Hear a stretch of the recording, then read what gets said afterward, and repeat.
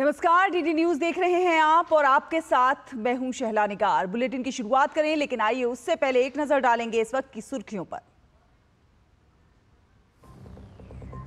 संसद के दोनों सदन में राष्ट्रपति के अभिभाषण प्रस्ताव पर आज भी जारी रहेगी चर्चा। प्रधानमंत्री नरेंद्र मोदी लोकसभा में देंगे चर्चा का जवाब।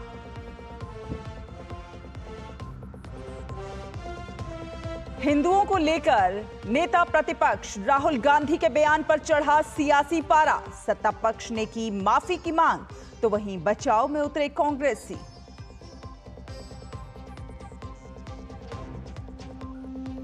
संसद सत्र के बीच आज पीएम मोदी के नेतृत्व में एनडीए संसदीय दल की बैठक। लगातार तीसरी बार जनादेश हासिल करने के बाद प्रधानमंत्री का किया जाएगा अभिनंदन।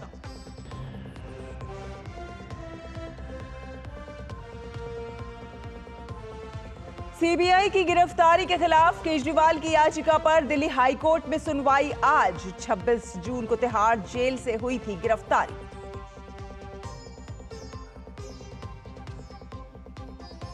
अमित शाह पर आपत्तिजनक टिप्पणी के मामले में राहुल गांधी की पेशी आज। सुल्तानपुर कोर्ट ने राहुल को व्यक्तिगत रूप से पेश होने का दिया था आदेश।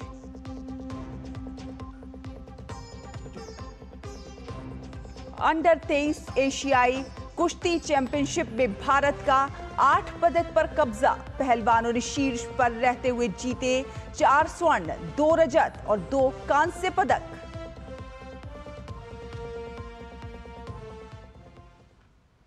तो चलिए खबरों को विस्तार से देखते हैं। आपको बता दें कि संसद के दोनों सदनों में राष्ट्रपति के अभिभाषण प्रस्ताव पर आज भी चर्चा जारी रहेगी। प्रधानमंत्री नरेंद्र मोदी आज लोकसभा में चर्चा का जवाब देंगे। राज्यसभा में भी राष्ट्रपति के अभिभाषण पर धन्यवाद प्रस्ताव पर हो रही है। लोकसभा में 16 घंटे तो राज्यसभा में 21 घंटे राष्ट्रपति के अभिभाषण पर चर्चा के लिए रखे गए थे। लोकसभा में कल अभिभाषण पर 40 सांसदों ने चर्चा में भाग लिया था। अनुराग सिंह ठाकुर ने धन्यवाद प्रस्ताव पर चर्चा का अनुमोदन किया था और पहली बार चुनकर लोकसभा पहुंची सांसद बांसुरी स्वराज ने इस अनुमोदन का समर्थन किया था। बीते शुक्रवार को सदन में हंगामे के चलते चर्चा शुरू नहीं हो पाई थी, तो वहीं कल उच्च सदन में 13 सांसदों ने राष्ट्रपति के अभिभाषण प्रस्ताव पर हुई चर्चा में भाग लिया था।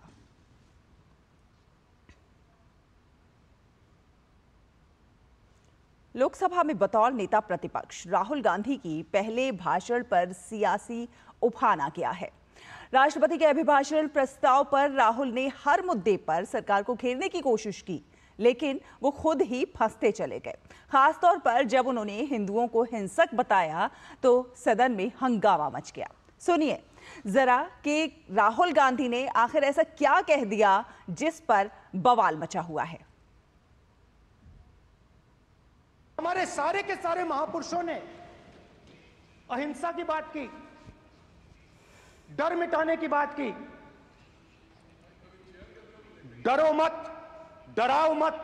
और दूसरी तरफ शिव जी कहते हैं डरो मत, डराओ मत। अभय मुद्रा दिखाते हैं, अहिंसा की बात करते हैं, त्रिशूल को जमीन में गाड़ देते हैं।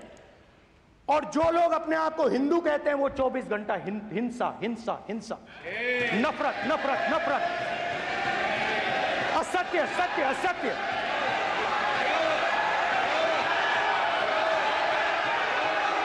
आप हिंदू हो ही नहीं।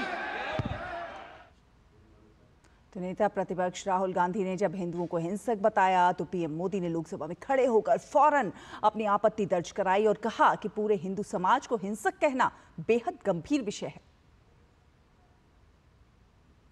ये विषय बहुत गंभीर है।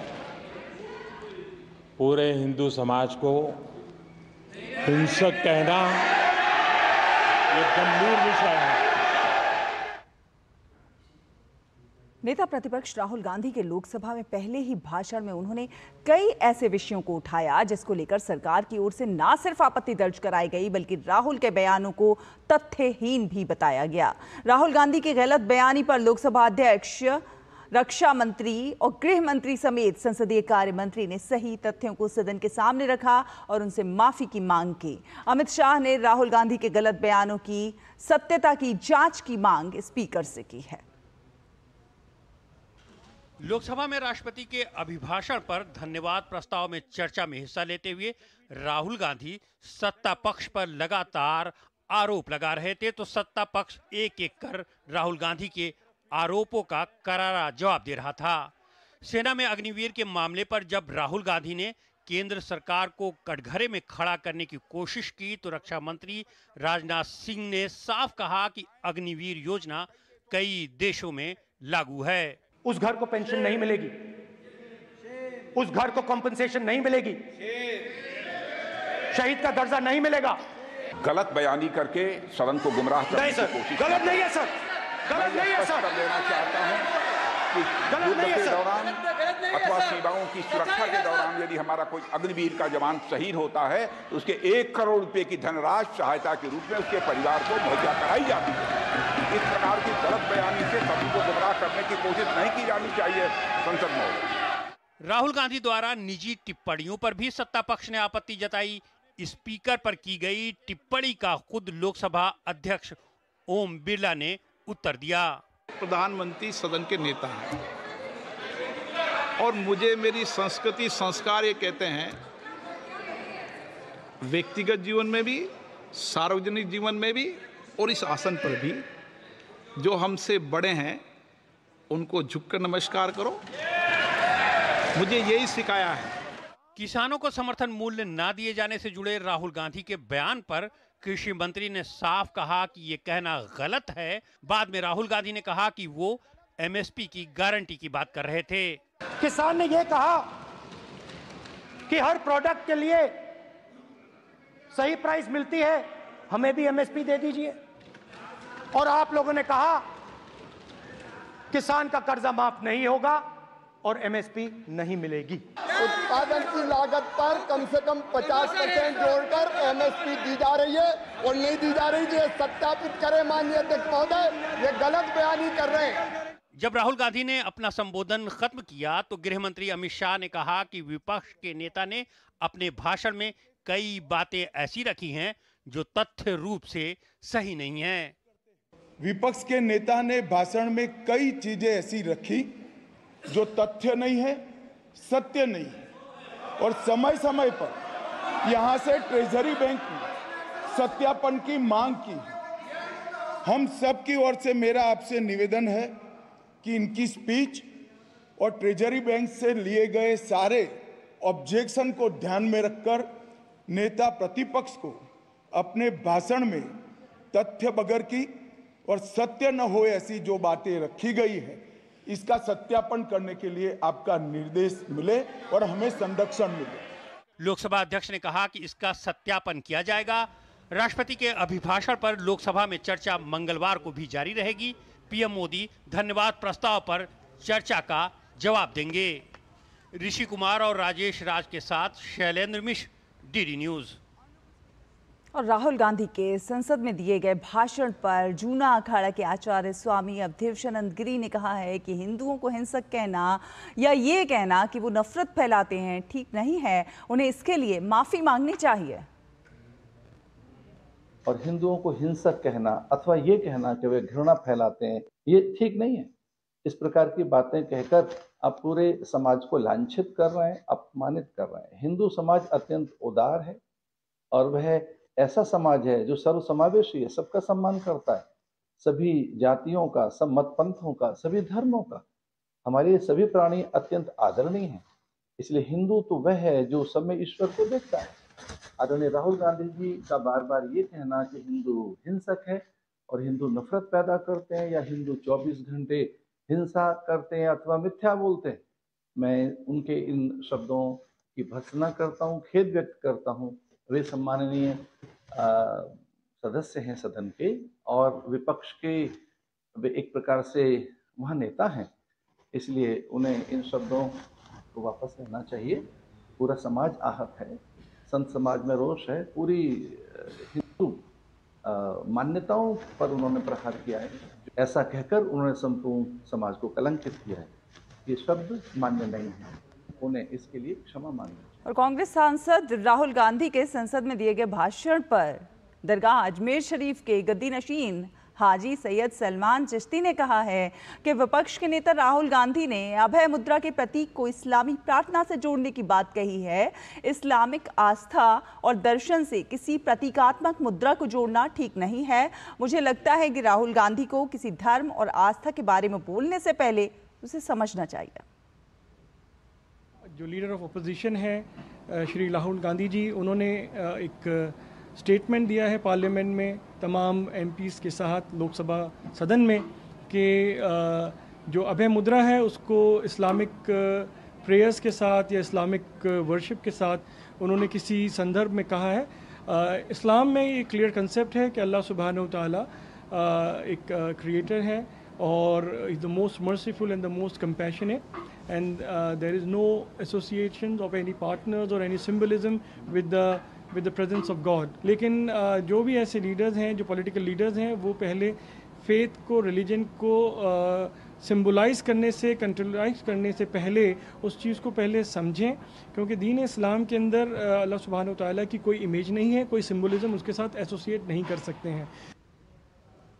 केंद्रीय मंत्री जी किशन रेड्डी ने राहुल गांधी के हिंदुओं पर दिए गए विवादित बयान पर पलटवार करते हुए कहा है कि राहुल गांधी और कांग्रेस डिप्रेशन में है। जी किशन रेड्डी ने कहा कि जब तक देश में हिंदू रहेंगे तब तक देश में हिंसा नहीं होगी। राहुल गांधी कांग्रेस पार्टी डिप्रेशन में है, पूरा झूठ बोले हैं, क्योंकि राहुल गांधी के ऊपर सिंपैथी होना चाहिए, क्योंकि 20 साल से ज़्यादा वो प्रधानमंत्री बनना चाहता था, मगर जनता ने उनको प्रधानमंत्री बनने का मौका नहीं दिया है। इसीलिए आज भी जो आज पार्लियामेंट में जो भाषण दिया है, हिंदुओं के खिलाफ, हिंदुत्व के खिलाफ भाषण दिया है, हिंदुत्व हिंसावादी ऐसा भाषण दिया है, ये देश के जनता समझना चाहिए। हिंदू तो जितना दिन है देश में, जब तक वायलेंस नहीं होगा, इधर हिंदुत्व माइनॉरिटी होगा, देश में वायलेंस होगा। ये राहुल गांधी समझना चाहिए। आज डेमोक्रेसी है, आज पीस है बिकॉज ऑफ हिंदुत्व। और उत्तर प्रदेश के मुख्यमंत्री योगी आदित्यनाथ ने राहुल गांधी द्वारा संसद में हिंदुओं पर टिप्पणी किए जाने पर कहा कि राहुल गांधी ने जो हिंदुओं पर टिप्पणी की है वो सत्य से परे है। राहुल गांधी ने भारत की मूल आत्मा को लहूलुहान किया है। इस तरह के दुर्भाग्यपूर्ण बयान के लिए राहुल गांधी को देश की जनता से माफी मांगनी चाहिए। राहुल गांधी के इस बयान ने, जिसमें हिंदुओं को बारे में जो टिप्पणियां की हैं, यह सत्य से परे, भारत की मूल आत्मा को लहूलुहान करने जैसा है। भारत माता के लहूलुहान करने के इस प्रकार के दुर्भाग्यपूर्ण बयान के लिए से राहुल गांधी को देश की जनता से माफी मांगनी चाहिए। और उत्तराखंड के मुख्यमंत्री पुष्कर सिंह धामी ने कहा कि नेता प्रतिपक्ष राहुल गांधी का बयान दर्शाता है कि वो अपरिपक्व हैं। हिंदू समाज को हिंसक बताने की कुचेष्टा की है, उसकी जितनी निंदा की जाए उतनी कम है, क्योंकि हिंदू एक जीवन जीने की पद्धति है। हिंदू समाज हमेशा देश की रक्षा करता रहा है, धर्म की रक्षा करता रहा है, और इनकी मानसिकता राहुल गांधी के जिस प्रकार से बयान आते हैं या उनके इंडिया गठबंधन के और भी जो सहयोगी हैं, जो भी उनके साथी हैं, उनके बयान आते हैं, वो कभी सनातन को मलेरिया कहते हैं, मच्छर कहते हैं, डेंगू कहते हैं। इससे इनकी हिंदू मानसिकता का पता लगता है। और राष्ट्रीय स्वयंसेवक संघ के अखिल भारतीय प्रचार प्रमुख सुनील आम्बेडकर जी ने हिंदुओं पर राहुल गांधी के बयान को दुर्भाग्यपूर्ण बताया है।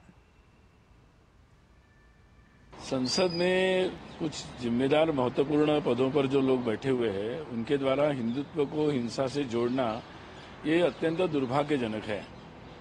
और हिंदुत्व तो ऐसा है कि चाहे विवेकानंद का हो या गांधी का, वो तो सौहार्द और बंधुत्व का ही परिचायक है, उससे ज्यादा कुछ नहीं। हिंदुत्व को बारे में ऐसी प्रतिक्रिया ठीक नहीं है। और भाजपा सांसद रविशंकर प्रसाद ने भी राहुल गांधी के बयानों पर आपत्ति जताई है। मैं एक ही बात कहूंगा, क्या किसी और आस्था के ईश्वर के बारे में सदन में इस तरह की हल्की बात वो कर सकते हैं? शिव महादेव सबके आदरणीय है ना, उनके सांप को लेकर व्यंग करना क्या मतलब है इसका? वो भी एलओपी बन करके बोल रहे हैं। इससे बड़ी पीड़ा की बात कोई हो नहीं सकती है कि हिंदू आस्था कितना सम्मान करते हैं, कि स्पष्ट है। और आपको बता दें कि संसद के मौजूदा सत्र के बीच आज एनडीए संसदीय दल की बैठक होने वाली है। केंद्र में लगातार तीसरी बार एनडीए की सरकार बनने के बाद बुलाए गए पहले संसद सत्र के दौरान एनडीए के सांसदों की ये पहली बैठक होगी। सुबह 9:30 बजे संसद भवन परिसर में पीएम मोदी की अध्यक्षता में की जा रही है ये बैठक, और इस लिहाज से ये बेहद खास मानी जा रही है क्योंकि आज लोकसभा में प्रधानमंत्री नरेंद्र मोदी राष्ट्रपति के अभिभाषण प्रस्ताव पर चर्चा का जवाब देंगे। कहा जा रहा है कि लगातार तीसरी बार जनादेश हासिल करने के लिए पीएम मोदी का इस बैठक में अभिनंदन किया जाएगा। माना यह भी जा रहा है कि बैठक को न सिर्फ प्रधानमंत्री मोदी संबोधित कर सकते हैं, सदन के भीतर विपक्ष के रवैये और संसद सत्र को लेकर कुछ जरूरी निर्देश भी दे सकते हैं। और संसद सत्र के दौरान एनडीए के सभी घटक दलों में मेल मुलाकातों का दौर भी चल रहा है। कल शिवसेना के सांसदों ने पीएम मोदी से मुलाकात की, जिसके बाद प्रधानमंत्री नरेंद्र मोदी ने सोशल मीडिया पर इस मुलाकात के बारे में बताया। कहा कि शिवसेना सांसदों के साथ बहुत अच्छी बैठक हुई। ये कोई राजनीतिक गठबंधन नहीं है, बल्कि अटूट मित्रता का प्रतीक है जो समान आदर्शों और भारत के विकास के लिए साझा दृष्टिकोण से बंधी है। ये सराहनीय है कि एकनाथ शिंदे महाराष्ट्र की प्रगति और महान बाला साहेब ठाकरे के आदर्शों को पूरा करने के लिए अथक प्रयास कर रहे हैं।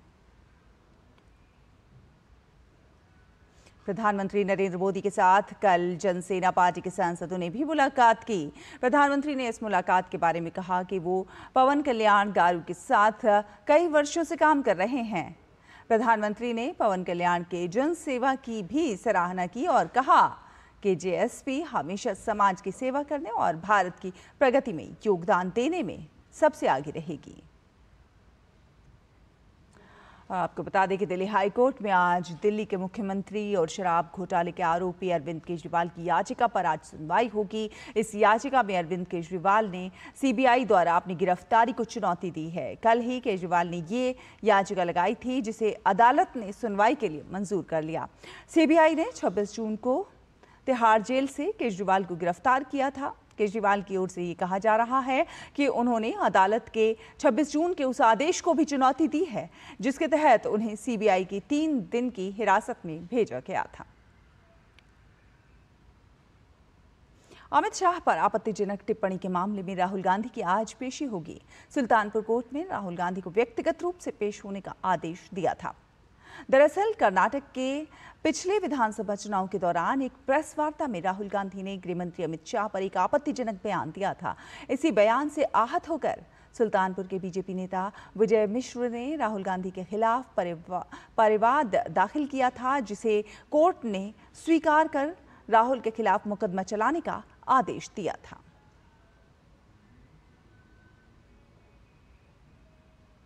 इलाहाबाद हाई कोर्ट ने धर्मांतरण की प्रवृत्ति को लेकर गंभीर टिप्पणी की है।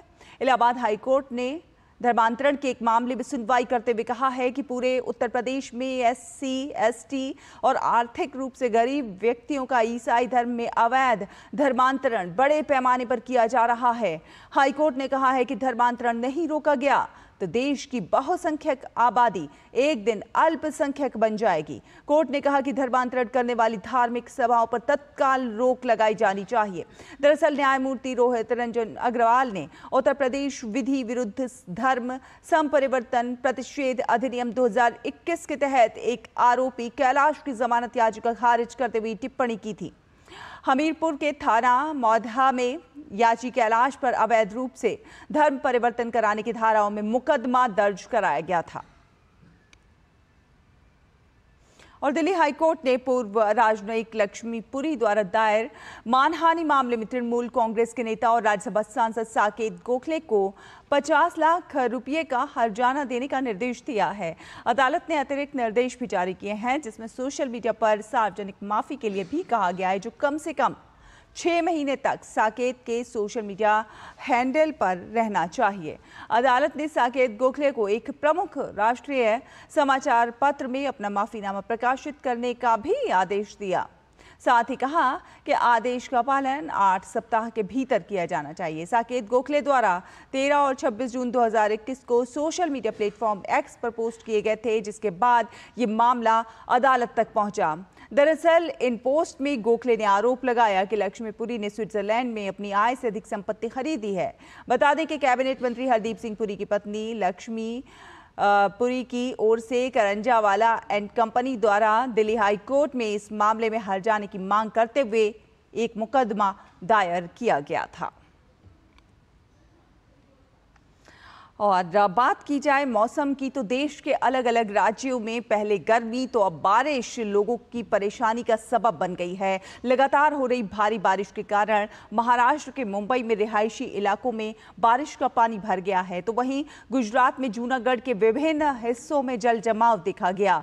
जूनागढ़ के उप जिला अधिकारी जेपी जाला ने बताया कि गुजरात के जूनागढ़ में 3 राजमार्गों को जल भराव के कारण बंद कर दिया गया। वहीं 6 अन्य राज्य सड़कों को भी बंद कर दिया गया है। साथ साथ 29 गांवों से संपर्क टूट गया है, लेकिन वहां पर स्थिति नियंत्रण में है। अभी तक जूनागढ़ में स्टेट हाईवे है वो 3 बंद हो चुके, जो मेजर डिस्ट्रिक्ट कनेक्टिंग रोड होते हैं वो 6 बंद हो चुके और पंचायत के 40 रोड बंद हो चुके हैं। और संपर्क जहाँ पे नहीं किया जा सकता, ऐसे 29 विलेजेस है वो ओवरटॉपिंग के कारण है, मतलब कि ज़्यादा बारिश के कारण वहाँ पे जा नहीं सकते। बाकी वहाँ पे लोग सेफ है, अभी कोई ऐसा स्थलांतर का कोई प्रश्न नहीं है। और धीरे धीरे पानी कम हो जाएगा, उसके बाद सिचुएशन कंट्रोल में आ जाएगा। और जो नीचाण वाले गांव हैं, मतलब कि लो लाइंग एरिया है, वहाँ पे जहाँ पे हमको डैम्स का ओवरफ्लोइंग का डेटा मिला है, वहाँ पे हमने अलर्ट जारी कर दिया है। और विदेश मंत्री एस जयशंकर ने कैस्पर कार्नेलिस को नीदरलैंड के विदेश मंत्री के रूप में कार्यभार संभालने पर बधाई दी। एस जयशंकर ने अपने सोशल मीडिया प्लेटफॉर्म एक्स पर कहा कि कैस्पर कार्नेलिस को नीदरलैंड में विदेश मंत्री के रूप में कार्यभार संभालने पर बधाई। दोस्ती को आगे बढ़ाने के लिए और आपके साथ काम करने के लिए उत्सुक हूं। अंडर 23 एशियाई कुश्ती चैंपियनशिप में भारतीय पहलवानों का शानदार प्रदर्शन देखने को मिला है। भारतीय पहलवानों ने इस प्रतियोगिता में 4 स्वर्ण, 2 रजत और 2 कांस्य पदक के साथ कुल 8 पदक जीतकर शीर्ष पर रहते हुए अपने अभियान को समाप्त किया है। इस प्रतियोगिता में युवा पहलवान अभिमन्यु जौंटी कुमार, साहिल जागलान और अनिरुद्ध कुमार ने स्वर्ण पदक पर कब्जा करने में सफलता हासिल की, तो वहीं रोहित और जयदीप ने अपने अपने वर्ग में रजत पदक जीता, जबकि शुभम और अमित कांस्य पदक अपने नाम करने में सफल रहे। भारत के स्टार भाला फेंक एथलीट नीरज चोपड़ा इस हफ्ते से शुरू हो रही पेरिस डायमंड लीग में भाग नहीं लेंगे। ओलंपिक और विश्व चैंपियन नीरज चोपड़ा जांघ की मांसपेशी में परेशानी की वजह से पेरिस डायमंड लीग से नाम वापस लेने का उन्होंने ये फैसला किया है। गौरतलब है कि नीरज चोपड़ा ने पिछले महीने फिनलैंड में पावो नुर्मी गेम्स में गोल्ड मेडल जीता था। भारतीय महिला क्रिकेट टीम ने शानदार प्रदर्शन करते हुए एकमात्र टेस्ट मैच में दक्षिण अफ्रीका को 10 विकेट से हरा दिया है। मैच के चौथे और अंतिम दिन दक्षिण अफ्रीका की टीम दूसरी पारी में 373 रन बनाकर आउट हो गई। इस तरह उन्होंने भारत के सामने जीत के लिए 37 रनों का लक्ष्य रखा। शेफाली वर्मा और शुभा सतीश ने बगैर कोई विकेट गंवाए टीम को आसानी से जीत दिला दी। इससे पहले अफ्रीकी टीम के लिए दूसरी पारी में कप्तान लॉरा बॉलबार्ट और सुनील लुइस ने शतक लगाने में सफलता पाई। बॉलबार्ट ने 122 और सुनील ने 109 रन बनाए। भारत की तरफ से पूजा वस्त्रागर, दीप्ति शर्मा और राजेश्वरी गायकवाड़ ने 2-2 विकेट लिए। दक्षिण अफ्रीका ने पहली पारी में 266 रन बनाए। भारत ने पहली पारी में शेफाली वर्मा की दोहरे शतक और स्मृति मंधाना की शतक की मदद से 6 विकेट पर 603 रन बनाकर पारी घोषित कर दी थी। दक्षिण अफ्रीका की पहली पारी में 8 विकेट लेने वाली स्नेह राणा को प्लेयर ऑफ द मैच चुना गया। इसी के साथ इस बुलेटिन में फिलहाल इतना ही। डीडी न्यूज पर खबरों का सफर लगातार जारी है। आगे आप देखेंगे नया सवेरा। अभी दीजिए अनुमति। नमस्कार।